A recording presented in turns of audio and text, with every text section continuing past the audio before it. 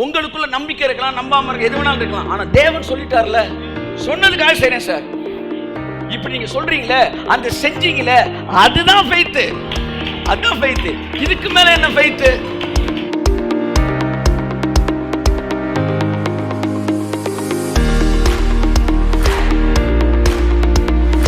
Your faith is not a complicated one.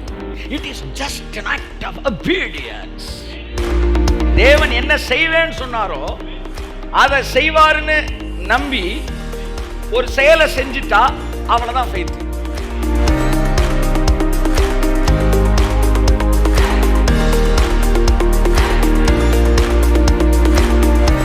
விசுவாசத்தை பற்றி நாம் தொடர்ந்து படித்துக் கொண்டு வருகிறோம்.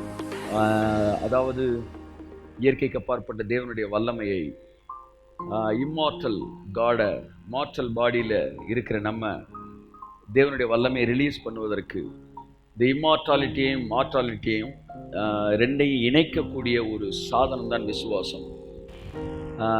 விசுவாசத்தை ஒரு இன்வெர்டர்னு சொல்லலாம், கன்வெர்டர்னு சொல்லலாம். டிசி ஏசியாக மாற்றுவது போல் இன்விசிபிள் விஷயங்களை விசிபிளாய் மாற்றுவதற்கு தேவன் நம்ம கொடுத்துருக்கிற கன்வெர்டர் ஃபெய்த். கைத்தட்டும்போது ஒரு காமெண்ட். விசுவாசத்தை குறித்து அதிகமாக பேசினதினாலோ என்னவோ இந்த விசுவாசத்தை காம்ப்ளிகேட் பண்ணிட்டோம். மத தலைவர்கள் அதிகமாக செய்த ஒரு பெரிய நல்ல காரியம் எல்லாத்தையுமே காம்ப்ளிகேட் பண்ணது தான். ஆனால் இயேசுவோ எல்லாத்தையுமே சிம்பிளிஃபை பண்ணார். கடவுளையே காம்ப்ளிகேட் பண்ணிட்டாங்க. ஆனால் இயேசு வந்த பிறகுதான் கடவுள் ஒரு பெரிய காம்ப்ளிகேஷன் கிடையாது, கடவுள் ஒரு சிம்பிளானவர், கையை தட்டுன்னு ஒரு தடவை இருக்காங்க என்கிற உண்மை தெரிய ஆரம்பித்தது. தேவன் எப்பவுமே சிம்பிளானவருங்க. ஆமென். வாடிப்பட்டியில் இருக்கிற தமிழ் படிக்க தெரியாத ஒரு பாட்டிக்கு கூட அவர் பேச முடியும்.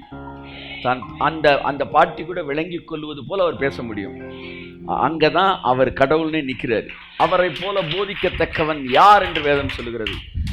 காட் ஒரு பெரிய அறிவாளிகள் அப்ரோச் பண்ணக்கூடிய ஒரு பர்சன் கிடையாது, பர்சனாலிட்டி கிடையாது.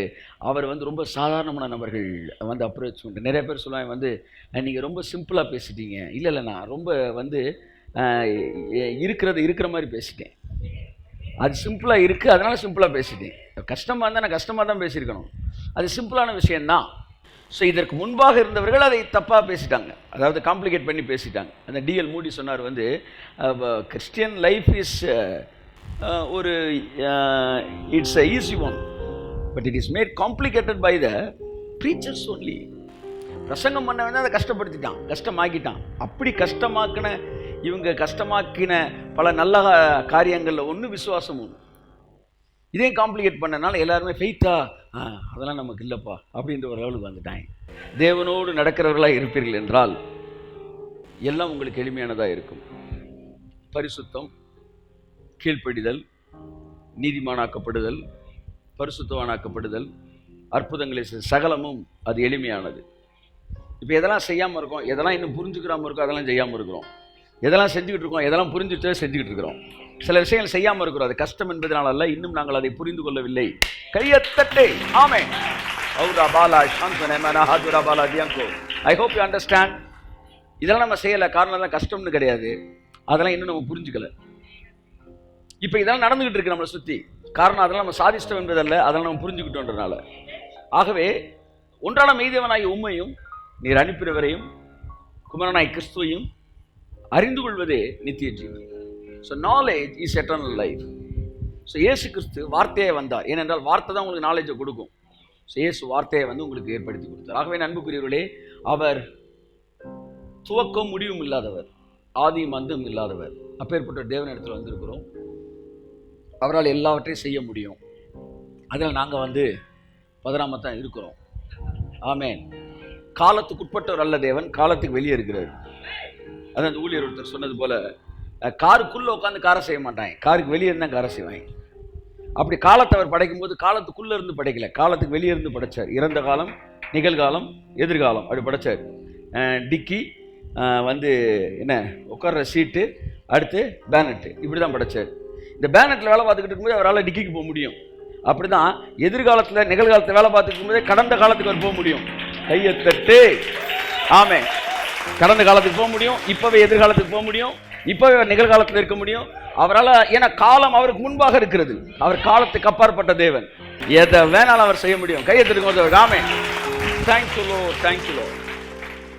ஸோ இன்றைக்கு விசுவாசத்தை இன்னொரு பரிமாணத்தை பற்றி உங்களிடத்தில் நான் பேச விரும்புகிறேன். சிம்பிள் ஃபெய்த், ஜஸ்ட் பிலீவ் என்கிற ஒரு தலைப்பிலே உங்களிடத்தில் நான் பேச விரும்புகிறேன். What is simple believe? அதாவது கடுகு விதை அளவுன்னு இயேசு சொன்னார் பார்த்தீங்களா? அதனுடைய அளவு, அதனுடைய அர்த்தம் என்னன்னா, விசுவாசம் ஒரு பெரிய விஷயமே இல்லைடா, சும்மா சும்மா சொல்லுங்க எல்லாரும். நான் சொன்னதை நீங்க நல்லா புரிஞ்சுக்கிட்டீங்கன்னா இன்னைக்கு நைட்லேருந்து உங்களுக்கு அற்புதம் ஆரம்பமாகுது. சீரியஸ் சொல்றேன். நாளை காலையிலேருந்து இல்லை சார், இன்னைக்கு நைட்லேருந்து உங்கள் வாழ்க்கையில் அற்புதம் நடக்க போகுது. கரங்கள் பெரிய பெரிய பெரிய பிரச்சனை நினச்சிக்கிட்டு இருக்கீங்களா? பெரிய பிரச்சனை, பெரிய பெரிய பிரச்சனை, அதனால பெரிய விசுவாசம் நினச்சிக்கிட்டு இருக்கீங்க. இல்லை, பெரிய பிரச்சனைக்கு கடுகு விதை அளவு, அதாவது டைனி ஃபெய்த், விசுவாசத்தோட ரியாலிட்டியை நீங்கள் நான் உங்களுக்கு பேச விரும்புகிறேன். What is the reality of faith? நீ பேச விரும்புகிறேன். நீ வேற ஒரு விஷயம் பேசலான் இருந்தேன். வாட்ஸ் த ரியாலிட்டி ஆஃப் ஃபெய்த்னு நான் நினைக்கிறேன். எங்கேருந்து ஆரம்பிக்கலாம்? லூக்கா 8:50 அங்கிருந்து கூட ஆரம்பிப்போம். இயேசு அதை கேட்டு, பயப்படாதே, விசுவாசம் உள்ளவனாயிரு, அப்பொழுது அவள் ரட்சிக்கப்படுவாள் என்றார். பயப்படாதே, விசுவாசம் உள்ளவனாயிரு. ஆங்கிலத்திற்கு just believe, only believe, just believe அப்படின்றது. அதாவது ஜஸ்ட்னா என்னங்க? ஜஸ்ட்னா என்ன சொல்லுங்க. ஹலோ, இன்னைக்கு தான் டாபிக். ஜஸ்ட்னா என்ன? ஜஸ்ட்ன்ற வார்த்தை எப்படி பயன்படுத்துவீங்க? ஜஸ்ட் ஒரு மீனிங் என்ன தெரியுமா? சும்மா சும்மா ஜஸ்ட் உங்களை பார்த்துட்டு போகலான்னு வந்தேன். சும்மா ஜஸ்ட் 500 rupees, ஜஸ்ட் அப்படின்னா கை, ஜஸ்ட் ஜஸ்ட் ஃபெய்த். எல்லாம் சொல்லுங்க. ஃபெய்த் கிடையாது, faith, faith warrior, man of faith அப்படின்னு சொல்லும்போது இருக்கிற ஃபெய்த் நமக்கு போயிடும். Now I am going to introduce a man of faith. அப்பா தலைய 2 கொம்பு இருக்கும் போலடா அப்படின்னா ஏசுனா just faith. கையை தட்டு. Just believe.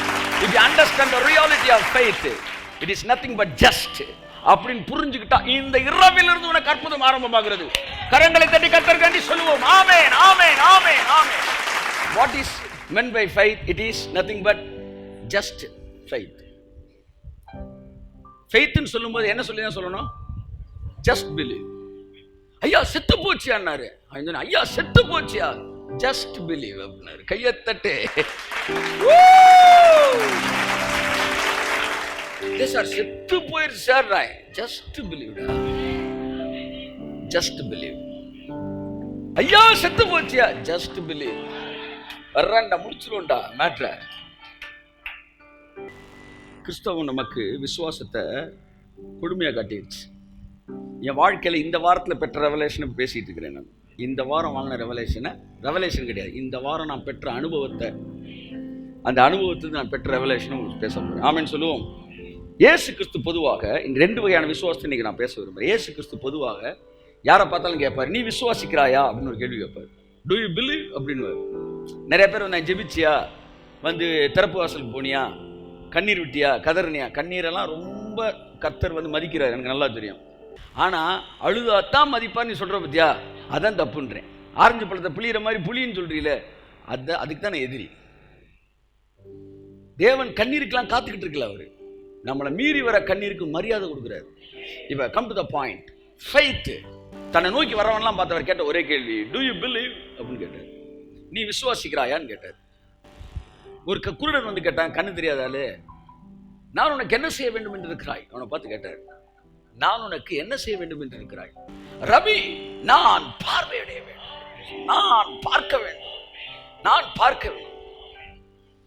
இன்னும் 2 பேர் கேட்டாய், நாங்கள் பார்க்கும்படி உதவி செய்யும், உங்கள் கண்களை திறப்பதற்கு என்னிடத்தில் வல்லமை உண்டு என்று விசுவாசிக்கிறீர்களா என்று கேட்டார். ஆமா ஆண்டவரே, விசுவாசிக்கிறோம், உங்கள் விசுவாசத்தின்படியே ஆக கடவுள். இந்த வசனம் இன்னொரு வசனத்தோடு இடிக்கிறது. அதான் இப்ப நான் பேச போறேன். இன்னொரு இடத்துல பைபிள் சொல்லுது, எபிரேயர் 12ஆம் அதிகாரம் 11ஆம் அதிகாரத்தை ஃபுல்லா முடிச்சுட்டு ஃபெய்த் ஃபெய்த் ஃபெய்த் ஃபெய்த் ஃபெய்த்னு பேசிட்டு 12ல தொடங்குறாரு. ஆகவே விசுவாசத்தை துவக்குகிறவரும் விசுவாசத்தை முடிக்கிறவரும், கைத்தட்டு அவருக்கு, விசுவாசத்தை துவக்குகிறவரும் விசுவாசத்தை முடிக்கிறவரும் ஆகிய இயேசு கிறிஸ்துவை நோக்கி அப்ப 11ஆம் அதிகாரத்துல வந்த எல்லா விசுவாசமுமே அவிய விசுவாசம் கிடையாது. தேவன் துவக்கின விசுவாசம். அவங்களுக்குள்ளலாம் விசுவாசத்தை துவக்கினவரு உனக்குள்ள விசுவாசத்தை துவக்குவாரு. அப்படிதான் முடிக்கிறேன். இப்ப என்னுடைய கேள்வி, ஒருத்தனை பார்த்து நீ விசுவாசிக்கிறாயான்னு கேள்வி கேட்ட உடனே நான் ஒருவேளை எபிரேயர் 12 படிச்சவனா இருந்தா என்ன சொல்லுவேன் நானு? ஐயா, விசுவாசத்தை நீங்க தானே துவக்கணும். என்ன பார்த்து விசுவாசிக்கிறான்னு ஏன் கேட்குறீங்க? நியாயமா இல்லையா? விசுவாசத்தை துவக்கிறவர் அவர் தானே. அப்படியே உங்களை பார்த்து கேட்கிறாரு நீ விசுவாசிக்கிறாயான்னு. அப்ப இவர் கேட்ட கேள்வி அந்த விசுவாசம் இல்ல. This is something different from that faith. அவர் துவங்குற விசுவாசத்தை கேட்கல. அவர் துவங்குற விசுவாசத்தை உங்கள்கிட்ட வந்து எப்படி கேட்பாரு? உங்களை பார்த்து கேட்டப்ப நீங்க விசுவாசிக்கிறேன்னு கேட்டப்ப நீங்க அந்த காலத்துல எபிரேயர் 12 படிக்கல, நீங்க படிச்சிட்டீங்களே. இன்னைக்கு உங்களை பார்த்து கர்த்தர் கேட்கிறாரு நீ விசுவாசிக்கிறாயா மகனே? நான் நீங்க என்ன சொல்லுவீங்க? ஆண்டவரே, விசுவாசத்தை துவக்குறவர் முடிக்கிறவருமாகிய நீங்க தானே எனக்குள்ள ஒன்று துவக்கணும். இப்ப சொல்லுவாரு நான் அந்த விசுவாசத்தை கேட்கல. தேவனிடத்தில் விசுவாசம் உள்ளவர்களாய் இருங்கள். காட் கைண்ட் ஆஃப் ஃபெய்த்தை பற்றி அவர் பேசல. மனுஷன்ட்ட வரும்போதெல்லாம் அவர் கேட்டதெல்லாம் காட் கைண்ட் ஆஃப் அந்த ஃபெய்த்து கிடையாது. அவர் கேட்டது சிம்பிள் ஃபெய்த்து. 2 ஃபெய்த் இருக்கு. ஒன்று உங்களுக்கு புரியுற மாதிரி சொல்லவா? மலைகளை பெயர்க்கத்தக்கதாக சகல விசுவாசம் உடையவர்களாய் நீங்கள் இருந்தாலும், எபிரேயர்ல எழுதுறேன். எங்க எழுதுறேன்? 1 கொரிந்தியர்ல பவுல் எழுதுறாரு 13ஆம் வசனத்தை. என்ன விசுவாசமா? மலையை பெயர்க்கத்தக்க அளவு நீ விசுவாசம் உள்ளவனாய் இருந்தாலும். அப்படின்னா ஃபெய்த்ல நீ டாப்ல இருந்தாலும் அப்படி பேச வர. அப்ப மலையை பேக்கிறவன் யாரா?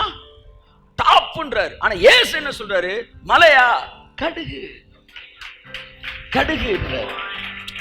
இவர் பேசும்போது கடுகளவு விசுவாசம் இருந்தால் ஜஸ்ட் பிலீவ், மலையை தூக்கிடலாம்டா. அவன் பவுல் பேசும்போது மலையை பெயர் அப்படி பேசிட்டு இருக்கான். அப்ப பவுல் ஃபெய்த்தை பேசும்போது அதுல ஒரு மெஜஸ்டிக் வேற மாதிரி இருக்கு. ஆனா இயேசு பேசும்போது அதுல ஒரு ஈஸியான ஒரு மேட்டர் இருக்கு. ஜஸ்ட் பிலீவ், ஒன்றும் இல்லடா அப்படின்ற மாதிரி இருக்கு. அப்ப இந்த 2மே வேற வேற ஃபெய்த்து. சரி, இப்போ உங்களுக்கு புரியுற மாதிரி சொல்றேன். இப்போ உங்களுக்கு புரிஞ்சிடும். உங்களுக்கு 2லையும் கொஞ்சம் புரியாம இருப்பீங்கன்னு தெரிஞ்சுன்னா 3வது ஒரு பாயிண்ட் எடுத்து வந்திருக்கிறேன். ஜான் ஜி லேக், ஸ்மித் விகில்ஸ்வர்த், ஏ ஆலன், அலெக்சாண்டர் டவி, 2 பெண்கள் இடஒதுக்கீடுன்னு சொல்லிடுவோம். கேத்ரின் குல்மன், அப்புறம் சோ அப்படி இவங்க எல்லாம் விசுவாசத்தில் மலையவே அசைச்சவங்க. கெனத் ஹேகன் இந்த மாதிரி பெரிய ஆட்கள். ஸ்மித் விகில்ஸ்வர்த்லாம் 14 பாடி எழுப்பியிருக்காருன்னு சொல்றாங்க. இவங்கெல்லாம் ஒரு வியாதி கிட்ட நெருங்கினாலே அந்த வியாதியை சோமாக்கிறாங்க. இவங்கெல்லாம் மலையை பெருக்கத்துக்கு விசுவாசம் இருந்தது போன்ற ஆட்கள். இவர்களிடத்தில் வந்தவர்கள் ஏராளமான பேர் சுகமாக இருக்கிறார்கள். என்னுடைய கேள்வி, இயேசு வாழ்ந்த போது வேதம் சொல்லுகிறது அவரை தொட்ட யாவரும் சுஸ்தமானார்கள்.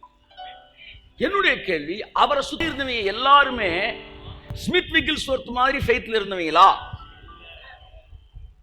ஆனா அவங்க ஸ்மித் விகில்ஸ்வர்த்ல சுத்தி என்ன நடந்துச்சோ அது எல்லாம் அவனுக்கும் நடந்துச்சு. புரியுதா?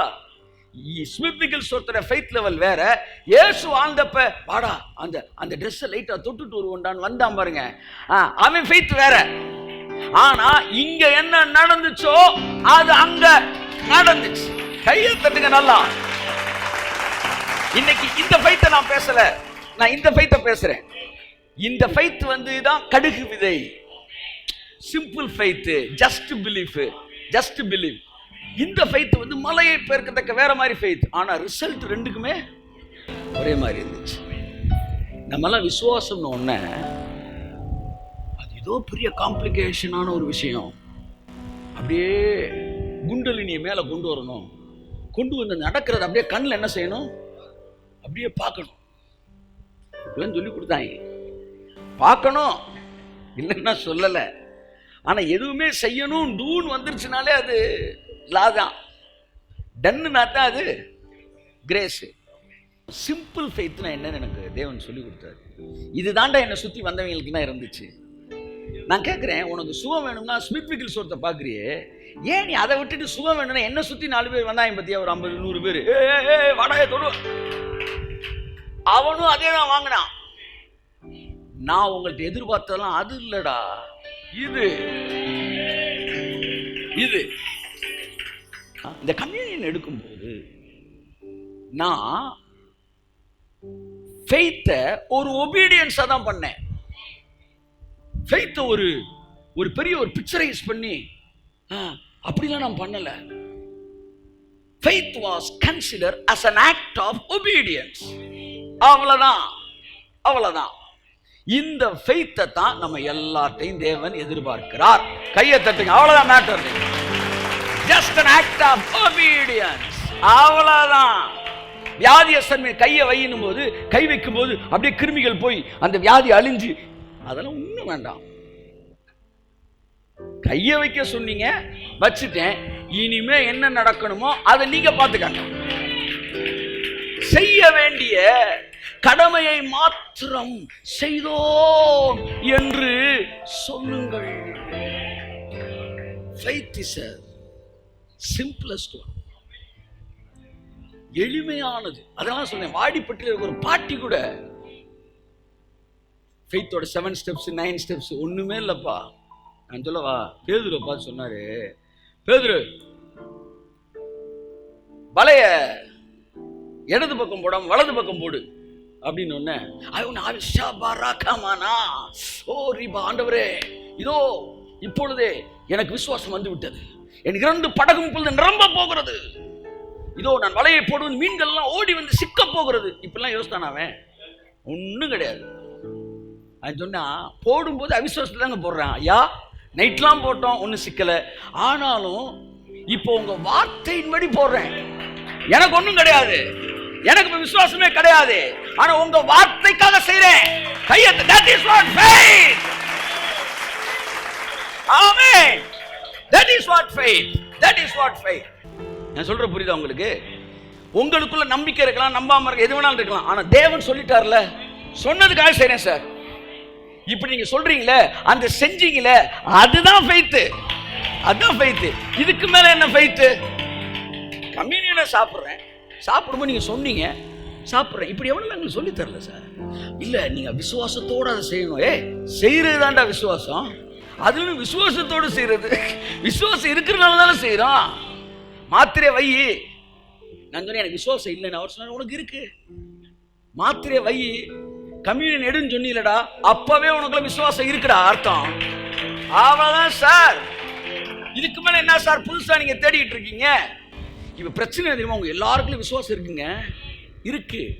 ஆனா நீங்க எல்லாம் விசுவாசமே இல்லைன்னு உங்களை நம்ப வச்சான் பிசாசு. நீங்க ஏதோ ஒன்று எதிர்பார்த்துட்டு அது இல்லைன்ட்டு நீங்க என்ன செஞ்சிட்டீங்க? ஏதோ ஒன்று எதிர்பார்த்துட்டு அது நம்மள்ட்ட இல்லைன்னு நீங்க நினைச்சுக்கிட்டீங்க. ஆனா பைபிள்ல பெரிய பெரிய வேலையை பார்த்தவன எல்லாம் பெரிய அப்படியே கண்ணுக்கு முன்னாடி படத்தை பார்த்துட்டு, ரீமானா சாந்துராபா, இதோ ஒரு 2000 கெளுத்தி மீனும் 3000 கெண்ட மீனும் 4000 ஐர மீனும் வந்து சிக்க போகுது. நாவில உணர்றேன் போனான் அவன். ஆண்டவனை போட போறேன் எல்லாம் மீன்ட்டு சொல்லிட்டீங்களா? அவன் மீனோட அள்ளுவோம்னே நினைக்கல. அவன் சொன்னது, நீங்க சொன்னதை நான் செய்யறேன், அது போதும்டா சாமின்னார் அவரு.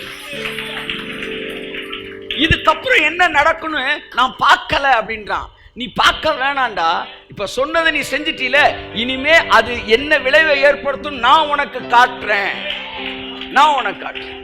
அவ்வளவுதான். நீ சொல்ற புரியுதா? தலைவலிக்கு இந்த மாத்திரையை சாப்பிடுங்கன்னு சொல்லி கொடுக்குறேன், நீங்க இந்த மாத்திரையை சாப்பிடல அப்படின்னா என்ன அர்த்தம்? நான் சொன்னதை நீங்க நம்பலன்னு அர்த்தம். செய்யலன்னு தான் தெரியுதுல, நம்பல, அதனால செய்யல. வாயில போட்டுட்டீங்க, இப்ப என்ன செஞ்சிட்டீங்கன்னு அர்த்தம்? நம்பிட்டீங்கன்னு அர்த்தம். அவ்வளவுதான வேலை. இதுக்கப்புறம் இந்த மாத்திரைய நீங்க அப்படியே உள்ளுக்குள்ள கமாண்ட் பண்ணக்கூடாது. இல்ல போ, கரைந்து விட்டாயா, ரத்த அணுக்களோடு இணைந்து விட்டாயா, அந்த மாத்திரை சொல்ல. நீ ஒன்னும் எனக்கு சொல்ல வேண்டாம். மாத்திரையை போட்டியில அதோட போயிரு.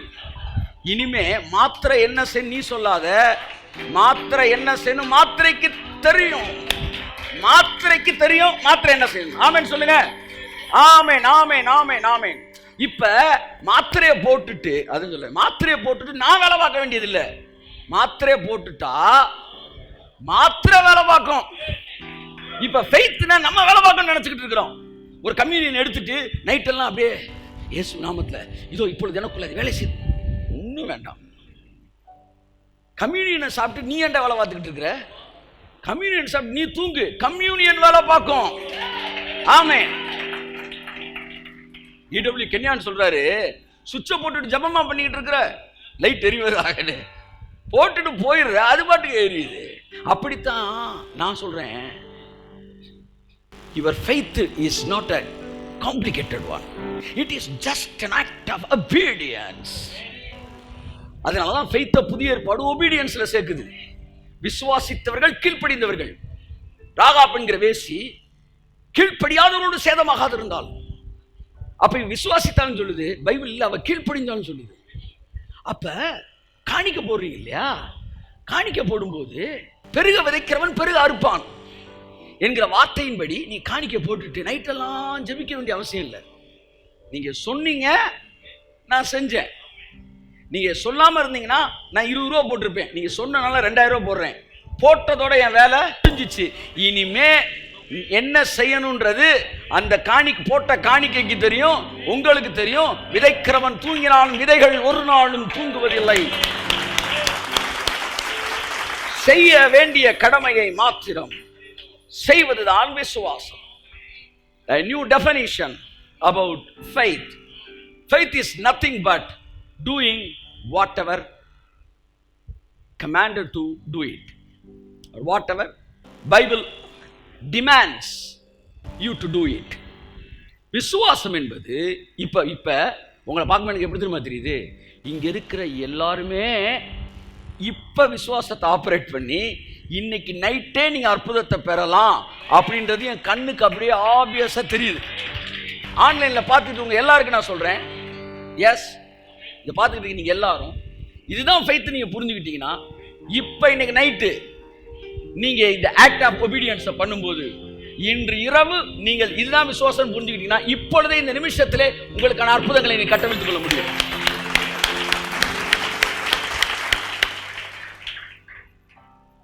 I took communion as an act of obedience. Where there is faith, there is an obedience. எங்கே விசுவாசம் இருக்கிறோ அங்க கீழ்ப்படிதல் இருக்கும். கம்யூனியன் எடுத்தா சுகமாயிரும் அப்படின்னு வார்த்தை சொல்லுதுன்னா, அதை நான் விசுவாசத்தைனா நான் எடுத்து சாப்பிடுறேன், அவ்வளவுதான். என்ன முடிவில் எடுக்கிறேன்? சுகமானாலும் சரி, சுகமாகாட்டினாலும் சரி. இன்னும் பெரிய தப்பான வார்த்தையை சொல்றீங்க, நான் சரியா பேசிட்டு இருக்கிறேன். சுகமாகட்டாலும் சரி, ஆனா ஒண்ணு, தேவன் செய்யுன்னு சொன்னாரு, நான் செஞ்சுட்டேன். நான் செய்யறத நான் செஞ்சுட்டேன், இனி அவர் செய்யறத அவர் செய்யட்டும். நான் ஐ ஜஸ்ட் ஒபேய்ட். வியாதியஸ்தர் மீது கைகளை வையுங்கள் தான் சொன்னார், சுகமாக்குங்கள்னு சொல்லல. எப்பவுமே கூட்ட கலைச்சுக்கிட்டே இருப்பார் கர்த்தர். ஜெபம் பண்ண போறேன்னு சொல்லாத, சுகமாக்க போறேன்னு சொல்லுன்னாரு. அடுத்து சுகமாக போறேன்னு சொல்லாத, கை வைக்க போறேன்னு சொல்லு. சுகத்தை வியாதியஸ்தர் மீது கைகளை வைப்பார்கள். வச்சிட்டீங்களேங்க, ஹலோ வச்சிட்டீங்களே, அமைதியா போங்க, வீட்டில் போய் தூக்கத்தை போடுங்க. தேவன் சொன்னதை செஞ்சிட்டீங்களே. இந்த தேவனுக்கு என்ன தெரியுமா தேவை? ஒரு கீழ்ப்படிதல் தேவை. ஒரு கீழ்ப்படிதல் தேவை. கீழ்ப்படிஞ்சா தான் அவனை ஆசீர்வதிக்கணும் பிசாசு சொல்றான். சரி, அந்த கீழ்ப்படிதல் எந்த அளவு சிம்பிளாக்கணுமோ அந்த அளவு சிம்பிளாக்குறாரு. ஆக்கி பத்தியா என் பிள்ளை கீழ்ப்படிஞ்சிட்டான், இனி நான் பாத்துக்கிறேன்டா அப்படி வர்றாரு. ஃபெய்த் ஆக்ட் ஆகும்போது கம்ப்ளீட் ஆயிருது. இதுக்கப்புறம் போட்டு நீங்க உள்ளுக்குள்ள இருக்கிற மாத்திரைய லெஃப்ட்லயும் ரைட்லயும் குத்தி குத்தி குடல் வெளியில் வந்துற போது போன மாத்திரை என்ன செய்யணும்? who should work? you or tablet? pills எது? மாத்திரையை சாப்பிட்டீங்களேங்க, இப்போ எது வேலை பார்க்கணும்? மாத்திரை வேலை பார்க்கணும், நீங்கள் வேலை பார்க்கணுமா? மாத்திரை தான் வேலை பார்க்கணும். நீங்கள் என்ன செய்யணும்? நல்லா வேலை பார்க்கணும், தூக்கணும். மாத்திரை நல்லா வேலை பார்க்கணும், தூக்கணும். நல்லா வேலை பார்க்கணும்னா அப்ப உங்க கீழ்ப்படிதல் மாத்திரையை சாப்பிட்றதோட முடிஞ்சிருச்சு. இதுக்கு மேல உங்க வேலை ஒண்ணுமே இல்லை. எதையும் சொன்னா, பாகால் தெய்வமானால் பாகால் தனக்காக வழக்காடட்டும். ஆவியான சொன்ன அதே தான் தேவனுக்கும். நம் ஆராதிக்கிற தேவன் தெய்வமானால் அவர் தனக்காய் வேலை செய்யட்டும். உன் வேலையை நீ செஞ்சிட்டீல விடியா, அது அந்த விசுவாசத்தை கனம் பண்றா இல்லையன்றதை அவர் பார்த்துக்குவாரு. கரங்களை தட்டி ஆமென் போயிட்டே இருக்க வேண்டிய